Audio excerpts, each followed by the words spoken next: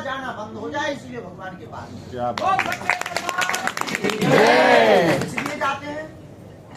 ये चक्कर ही बंद हो जाए संसार में आने का, तो ये लिखना और ना लिखना दोनों का ही खाता बंद हो जाए। क्योंकि कब तक तुम आओगे और कब तक जाओगे, कब तक मरोगे और फिर जिंदा हो और फिर जन्म लोगे, फिर वही स्टार्ट करो कि बच्चे रहो, कुटुंब चलो, फिर बड़े हो, फिर पढ़ो, फिर बीए करो, या तुम्हारे जैसा नेता बनो, फिर कुछ करो, फिर कुछ करो, फिर कुछ करो। जिंदगी के मोक्ष को प्राप्त कर हम भगवान के पास इसलिए जाते हैं कि हम उन्मुक्त हो सके।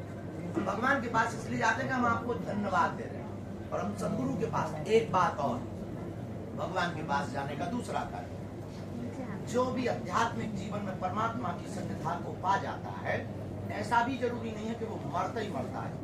कई बार जिंदगी में ऐसा भी होता है, बहुत बार 99.9%, कि अगर तुम्हारा एक्सीडेंट ट्रक से लिखा है और तुम सही समय पर परमात्मा की या गुरु की शरण में चले गए, तो एक्सीडेंट तो होगा पर साइकिल से ही काम होगा। और अगर पूरा खानदान मिटना होगा, तो शायद तुम सही समय पर परमात्मा के पास चले गए, तो एक आध आदमी में ही खाना पीछे हो जाओ।